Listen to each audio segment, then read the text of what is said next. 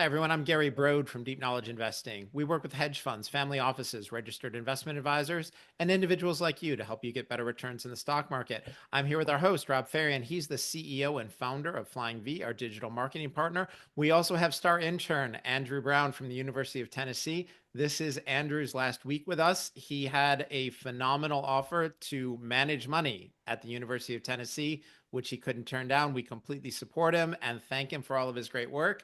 Andrew, thanks so much for everything you've done and for being here tonight. No, it's an honor. It's been great being here at DKI, and I can't thank you and Rob enough for this opportunity. Thank you guys. All right. Well, great job. And just remember, you are welcome back anytime. And when you find something interesting, in your work at Tennessee, come back as a guest for the 5 things and tell us about it. Yeah, hopefully I'll be back pretty soon. All right. Rob, what's going on with you? Same old Gary, gearing up for the holidays. I know we got Christmas, New Year's, Hanukkah coming up over the next couple of weeks. So, organizing where I'll be, when I'll be there, who I'll be there with. But yeah, that's been fun. And yeah, I wanted to echo what you said about Andrew. Andrew, thank you. From me personally as well. I know you've really elevated everything about DKI, right? Not just the 5 things. And also, it's been great getting to know you, having you on the show. Yeah, look forward to next time having Andrew back as the expert, not the intern. I think that'll be a good show to have. There you go. Something to aspire to. Yeah. But Gary, this week we've got a great episode. We actually got 6 things this week, so that'll be fun. One bonus for everybody out there. We're calling this the Fed does not have inflation under control issue. Gary, where have I heard that before? We're going to get right into it, talking about the CPI, the PPI. We're talking about the Fed ready to cut again. And as you say, Gary, what could possibly go wrong? Thing number one, Gary, inflation roars. All right. So last week we got two big inflation metrics. The big one is the CPI, that stands for the Consumer Price Index. That's the index that people typically talk about when they refer to inflation. It's also horribly manipulated. Anyway, this report showed an overall increase of 2.7% for the last year and 0.3% for the month. Here's the problem with that. The problem is that 0.3% annualizes to 3.7%, and the regular number went 2.4%, then 2.6, then 2.7. Noticing a trend there? It keeps going up. This happened right after the Fed cut. We told them not to. Now, on the core number, that's the CPI excluding food and energy, that was up 3.3%. The target is 2%. So inflation running more than 50% above the target. That target itself is 2% too high. The Fed's mandate is actually stable prices, which is 0% inflation. So all of this is too high and heading in the wrong direction. The day after, on Thursday, we got the PPI, that stands for Producer Price Index. That measures wholesale pricing, and that was up 3%, up from 2.6% the month before. So again, 2.6 going to 3. It's a problem when you have increasing inflation. The whole disinflation story has been blown up. It was up 0.4% for the month. That annualizes to 4.9%, 2.5 times the target. The core PPI, again, core excludes food and inflation, up 3.5% on an annual basis. This should surprise nobody who's a regular here. Basically, right after the Fed cut rates, they got increases in every single inflation metric, and that seems to get worse every single month. Yeah, Gary, you nailed it. We've been talking about this consistently. Things continue to go up and compound. My question, Gary, you talk a lot about the Arthur Burns problem, right? So, Chairman Powell and cutting rates leading to rampant inflation.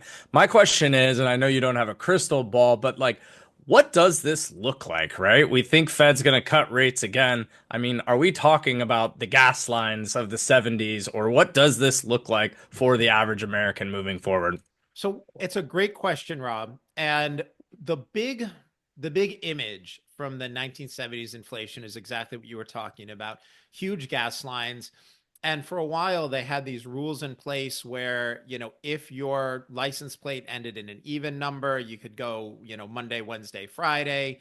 If your license plate ended in an odd number, it's Tuesday, Thursday, Saturday, or reversed. And they'd have these long lines. Now, that I think won't happen again this time. And the reason is because in the 1970s, we were really getting our energy from the Middle East. Now we have a situation where the US is the swing producer. It's no longer Saudi Arabia. What our engineers have done with shale and fracking is just remarkable. And so the US is actually an exporter of energy. So I don't think we're going to have gas lines, but what happened in the 1970s was, sorry, the 1960s even, was we had an inflation problem. Inflation started to come down. And then President Lyndon Johnson pressured then Fed Chairman Arthur Burns to lower rates. Every president wants low rates to have a good economy, have a hot economy. That's what he did, and inflation came roaring back. And that is one of the reasons why, people think about the inflation in the late 1970s, but if you look at it, the US had elevated inflation for about 15 years. Now, what should scare people is we're about 3 years in, and Andrew and I worked on this incredible graph together. And I'll admit, we're not the only people to notice this. The people at Kobayashi Report have done similar graphs. But if you take a look at the CPI from March of 1966 through December of 1982, and overlay it over the inflation that we've had in the US from September of 2013 through now, boy, are those graphs similar, and the Fed is cutting at exactly the wrong point. We have the Fed meeting later this week. The whole market expects that they're going to cut 25 basis points. Unfortunately, I agree that is the most likely outcome, and it would be the wrong decision. We'll keep you in tune with that rate cut coming up, or potential rate cut coming up later this week, and what the Fed decides to do. Gary, moving to thing number 2, we're talking about the ECB, European Central Bank. We've seen stagnant economic growth, political upheaval in Europe. Thing number 2, Gary, the ECB's reluctant rate cut. Yeah, and Rob, for all the times that here at DKI, we've talked about how rough the economy is here and how badly it's been mismanaged. All I can say is it could be worse. We could be Europe. They basically have all of our problems with less economic growth. The ECB cut 25 basis points to 3%. It's the 4th cut this year. And Christine Lagarde, who we insist is not a vampire, she acknowledged that some of their policymakers had flirted with the idea of a 50 basis point cut. They settled on 25. Their official rationale, which I agree with, is sluggish growth and inflation expected to hit the 2% target, except here's the issue. The only reason they're going to hit 2% inflation is because their whole economy is stagnating.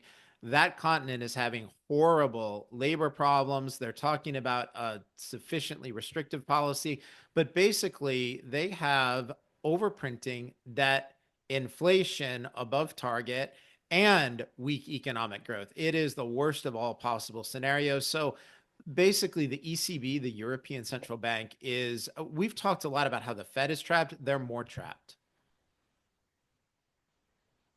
Rob, you're on mute.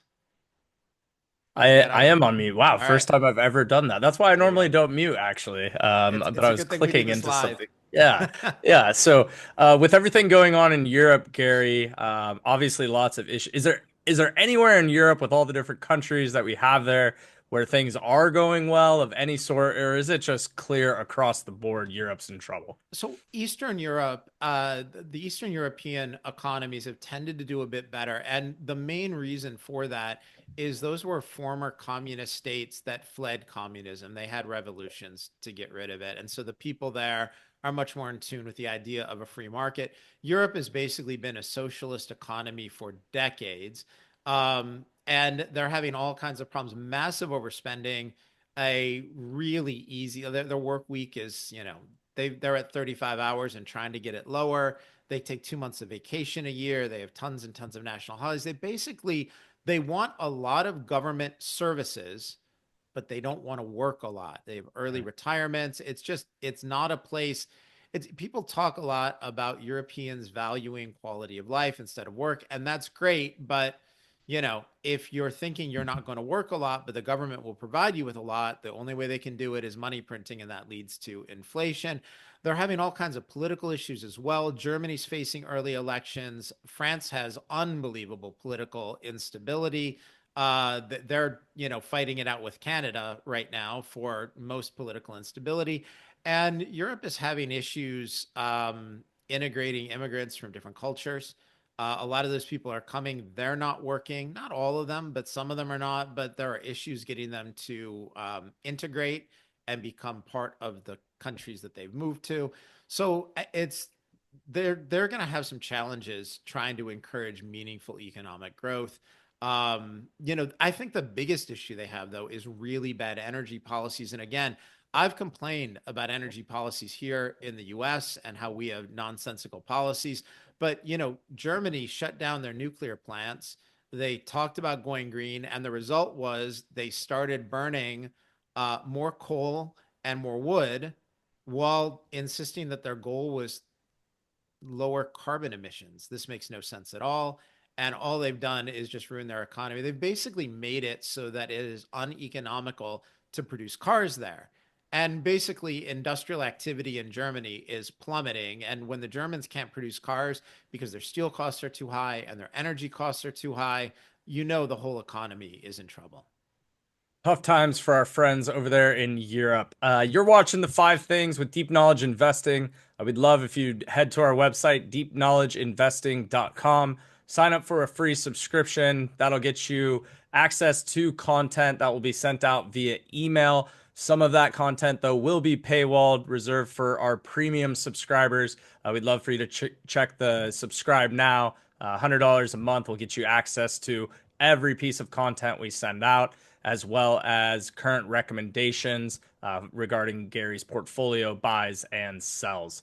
Gary, moving to thing number 3, we're talking Macy's here, ticker M. And don't blame me if you've heard this here before, but we're talking, I think, a 4th straight week of really weak retail sales. Gary, thing number 3, Macy disappoints. It has been a solid month of bad retail results as these companies all report pre-holiday earnings.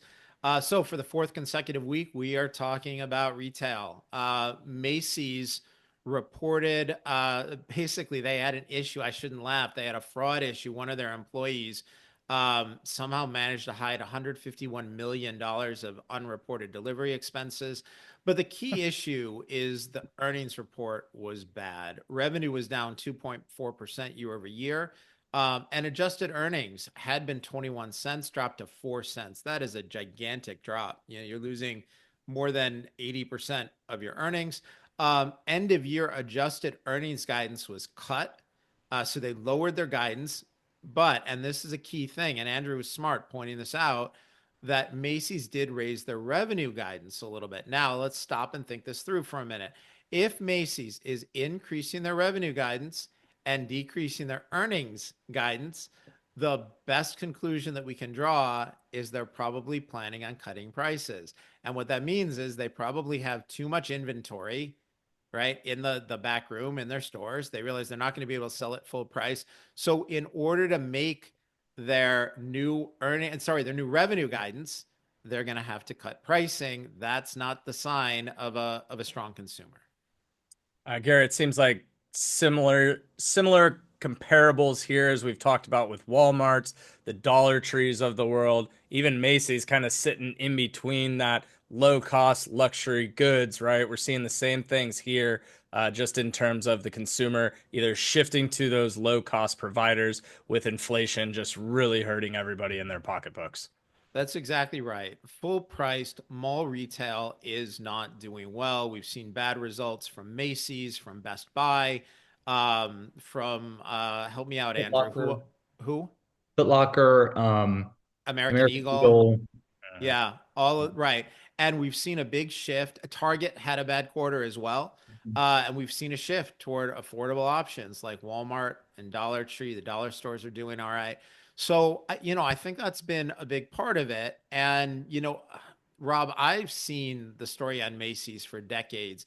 And I can tell you a couple decades ago, the story was, okay, they're going to lose in-store shopping to e-commerce, but they have all of this land and all of these store leases, and they're below market leases, and it'll be worth a fortune. Except mall-based retail is not doing great. Macy's has been slow to adapt.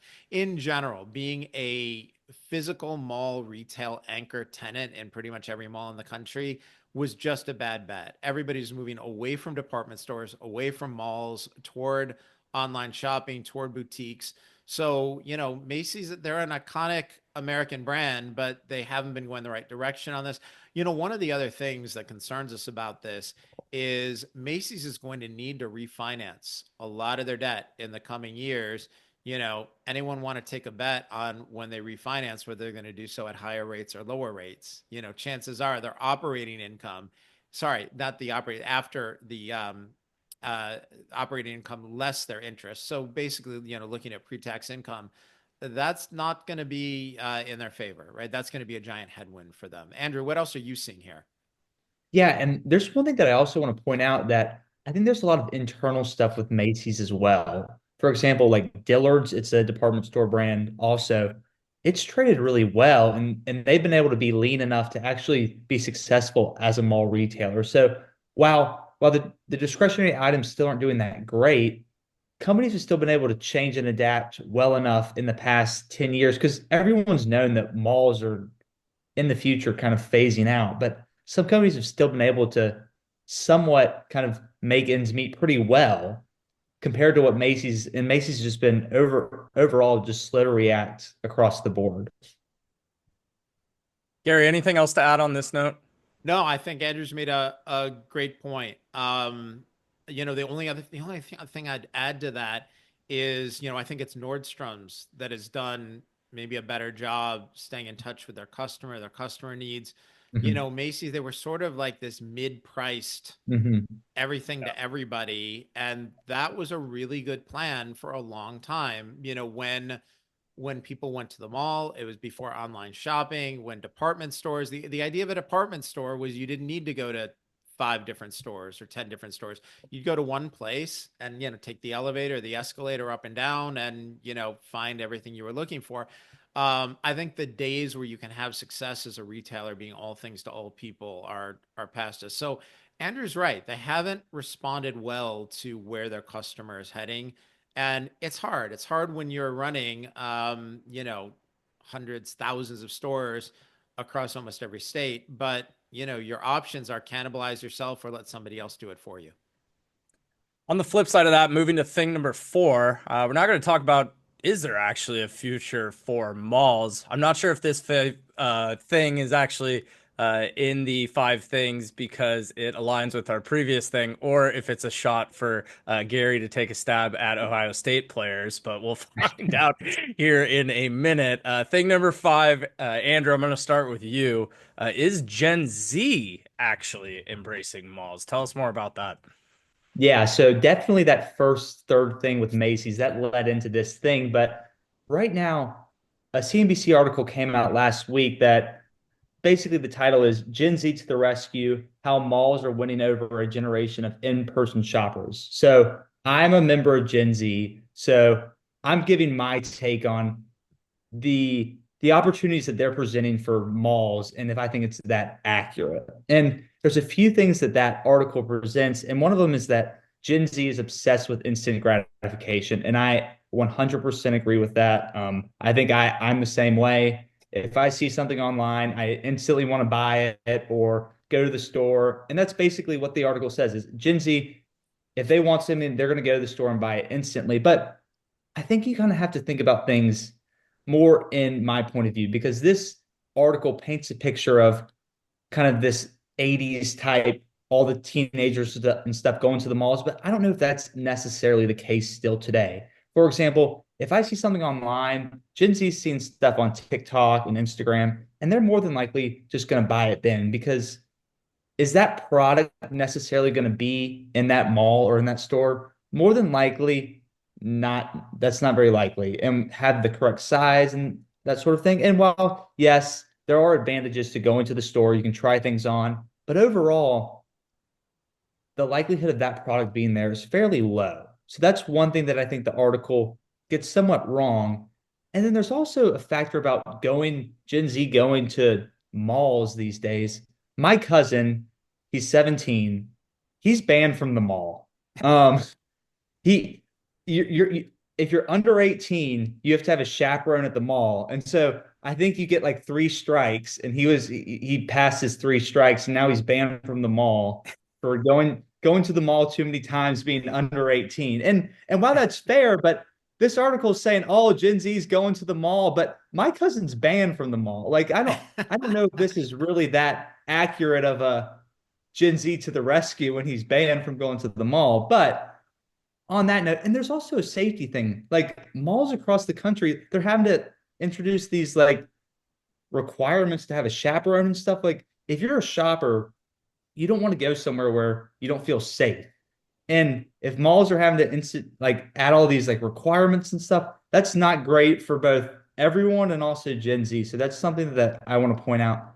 But then there's a part of the article that I think find very interesting, and I think applies across the board to experiences. They say like because of COVID and whatnot, people in my generation, especially, are more in tune to wanting experiences and stuff when they go to the mall. And I 100% agree with that because I think from stores that I've been to in the past that have experiences, I'm more likely to go back. So there's a brand out in the Midwest. It's called Chills. I don't know if any of you guys have heard about it, but it's a big like outdoor sporting goods store, and it's absolutely like fantastic. Like they've got a rock climbing wall in the middle, like every single brand you can think of, and it's all like maxed out.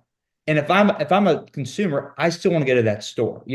That experience, it's cool, it's fun. I want to go buy something there. But if I'm going to Macy's, for instance, it's old. The the merchandising's terrible. Um, it's everything's a mess. I don't really want to do that as a shopper. And really, the experience there is not the same as if I go to a cool store like that that's got all kinds of options and is very like well done. But companies that's like the future, like the if we're thinking about the future of malls, we have to think about what the experience is all about. And I think some places are doing it correctly and some are not. And that's something that everyone is very interested in. And I think that my generation will be much more experience driven when they go to shop because of kind of their past with COVID and being locked up and that sort of thing. So going forward, I think that malls, there's still a place for them to stay, but I think you have to think about bringing in experiences. Is it a completely like department store driven mall? I don't think that's the approach for the future. More smaller stores, larger indoor outdoor format. That's a better experience for the customer versus your older department like stores. Gary, do you have anything you would add to Yeah, that? I think in some ways things have come full circle. So Yeah. when I was a teenager, my friends and I used to hang out at the mall. It was a fun thing to do for the afternoon. We'd have lunch in the food court, go to a few of our favorite stores. There'd be a movie theater. I think a lot of the malls now understand that experiences matter. That's what you were talking about. Some of them are putting in, you know, uh, high-end arcades, bowling alleys, miniature golf, things that, people can do for fun. The CNBC article proving how out of touch they are talked about some mall in Ohio had to encourage traffic. They had Ohio State football players go there to offer their signatures. There it is. My question is, after 4 straight losses to Michigan, does anyone want that anymore? Yeah, probably not. I Like, think I know my answer now. And yeah. once Andrew brought that to the table and Gary read that Ohio State line, and he's wearing his Michigan shirt, so I think this is a setup, and we're It losing Ohio State fans and subscribers. I will live with that outcome. Oh, that's too good. We'll be fine with that. But you know what? The thing I would add, and I don't know if this is the case now, but when I was a teenager, every 80s teen movie had scenes in the mall. Yeah, There was always at least one scene yeah, of, everyone they'd have like a montage or, yeah. some event would happen there. In the written version of the 5 things, I actually hid links to a bunch of them in there. So I put links to some of the, memorable 80s films that had scenes in the mall. I recommend that everybody click on those and go watch those films. They are different than the films being made today. Yeah, I mean, even you think about Stranger Things, right? Set in that time period, tons of scenes happening in the mall there. Yeah. Some of the biggest scenes of the show. And then Andrew, what you were talking about, Bass Pro Shops, I think is another great Yeah, example, right? Yeah, that's fun. Of that yeah, consumer experience. And then actually one point I'm curious. So Gary Vaynerchuk, not sure if you guys are familiar with him, big influencer, social media agencies, so kind of my side of the world. He talks about actual retail locations becoming online live shopping locations, right? So the argument that having merchandise out on the floor, you can only make so much on that, right? Especially if you don't Oh, have foot traffic. So actually, I guess it's pretty big in I think China and Japan, to where a lot of retail locations will actually use the location as a set or a studio live stream. Here's what we have. Here's what we have. Here's what we have. Here's what we have. And so the buying transaction's actually happening online, but you're utilizing the retail space of the department store or whatever it may be. you know what He that thinks is, that Rob? that's actually a trend and a wave that will be coming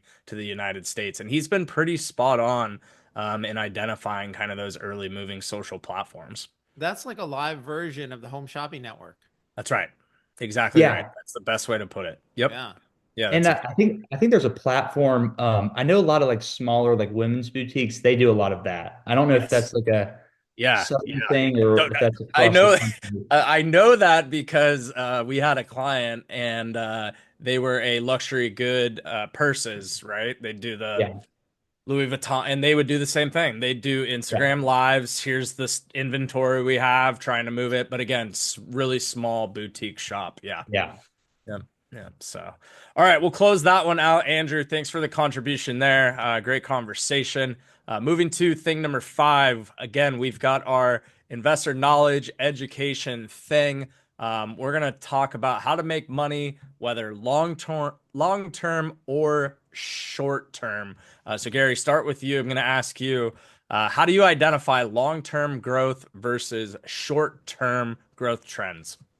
Well, I think the key thing is to take a look at something and ask yourself how long that trend can continue. So let's use like a really simple example here.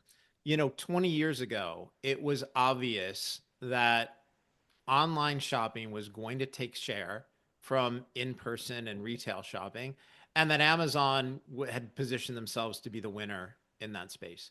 That was a trend that could go on for a really long time. Now, the graph that Andrew put up for this week's educational thing showed a chart during COVID of the COVID darlings, Zoom and Peloton, right? Crazy chart. Yeah. Exactly. And so, those stocks ran up from like, one of them ran up from like $100 to almost 600. The other ran up from like $40 to 160, 170, something like that, and then came straight back down. And so, I think the thing that was obvious was that we weren't going to be locked down, locked at home, no one ever going back to the office, no one ever meeting in person, no one ever going to the gym again. Like those were never going to be sustainable trends. And it was obvious that they were benefiting from a temporary dislocation. So there are other ways to play that as well. One of the things that we did during COVID was we found multiple companies where the stock prices had just been crushed as a result of short-term trends that we didn't think would continue. One of them, HCA Healthcare, during COVID, people thought that the hospitals would go out of business. My conclusion was there was no way that was going to happen, and that the idea that all of our high-end medical care, all of our high-end treatment facilities were going to be focused on all COVID all the time, and nobody would need to go for a knee replacement, for cancer treatment, for heart problems, like that's it was a ridiculous idea. And so we bought a huge position in HCA and more than doubled our money in 10 or 11 months, something like that. We did the same thing at Houghton Mifflin. That stock got hammered because a lot of school boards didn't meet to order new textbooks.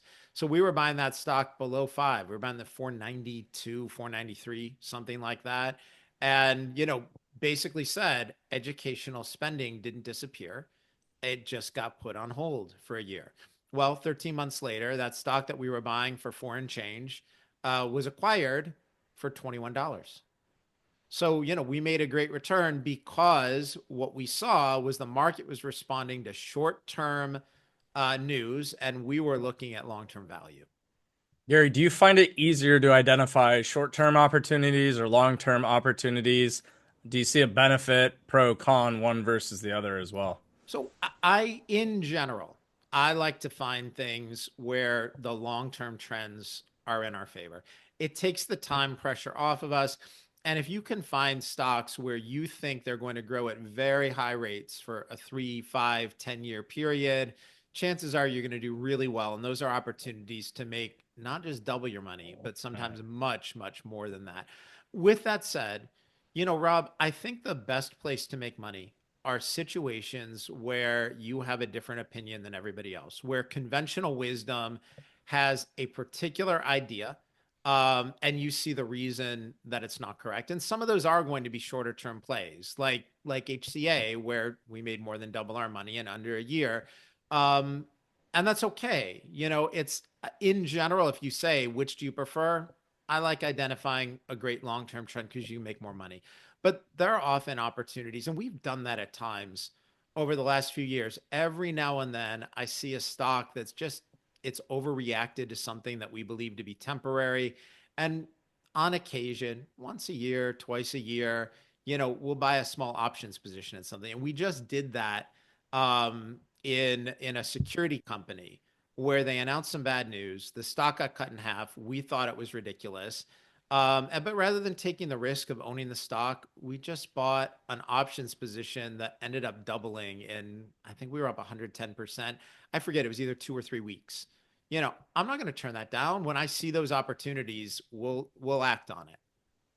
Gary, do you find the timing to be more critical with short term versus long term, right? To where getting out at the right time, like when we talk about, a Zoom or a Peloton, obviously, yeah, the run up, but then the run down was just as massive. Yeah, it is much harder on the short term because you need to thread that needle, right? You Right. have to get it exactly right. And the thing with Zoom and Peloton was they had bumpy stock charts. There were times that, the right move was by the dip, other times, you should have shorted it all the way down. It was hard to tell exactly when those stocks were going to stop going up and, start going down consistently.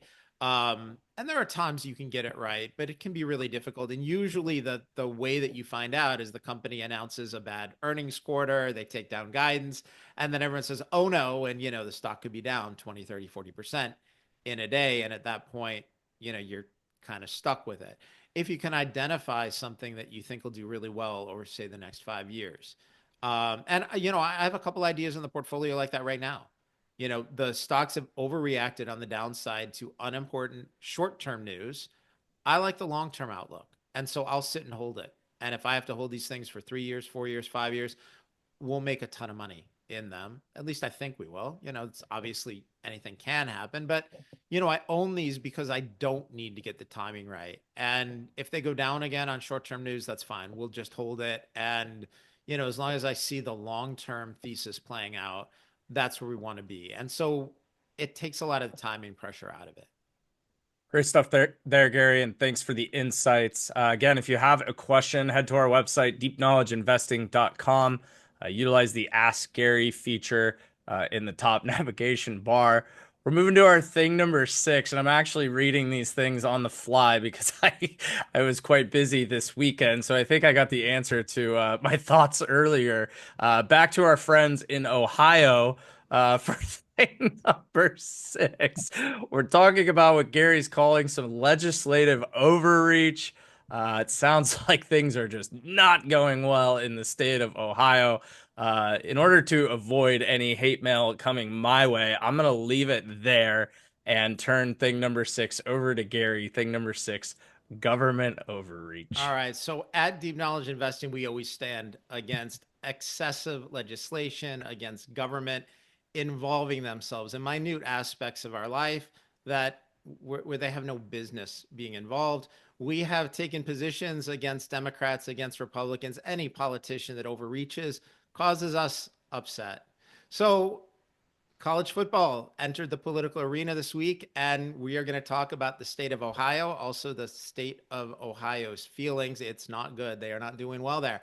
They are so cranky in Ohio that last Wednesday, State Rep Josh Williams announced his intention to introduce a bill that would make flag planting at Ohio Stadium a felony.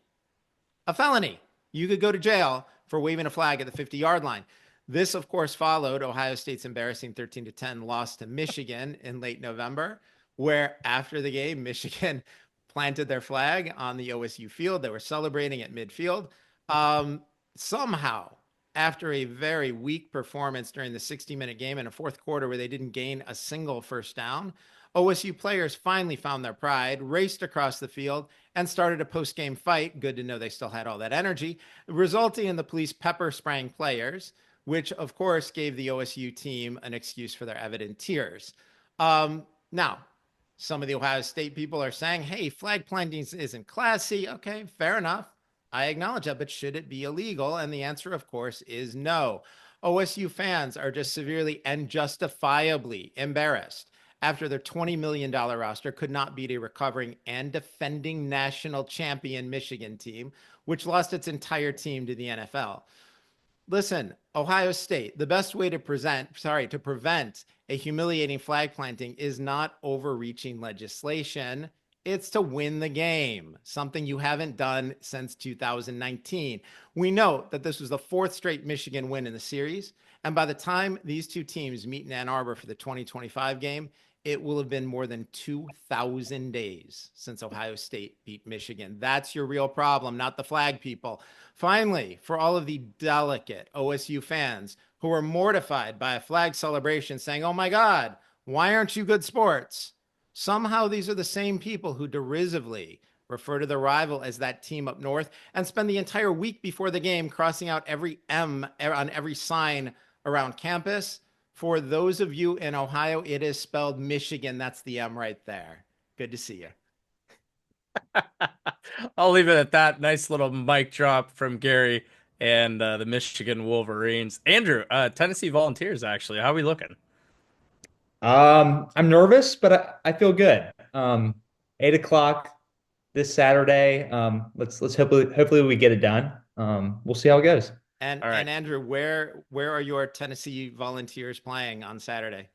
At Ohio State, unfortunately. Well, bring a flag. Yeah.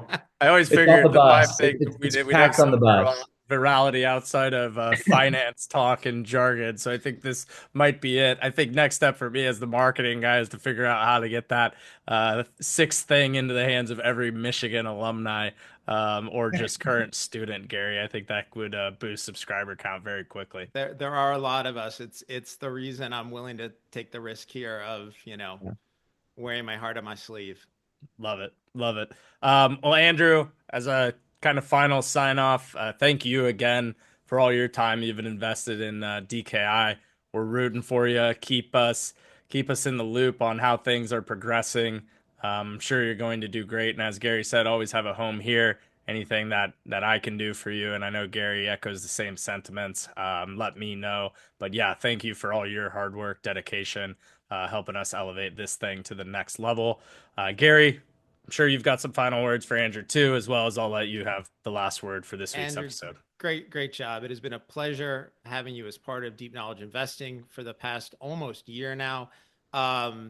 You've been a pleasure to work with. You've learned a lot. You've contributed an enormous amount.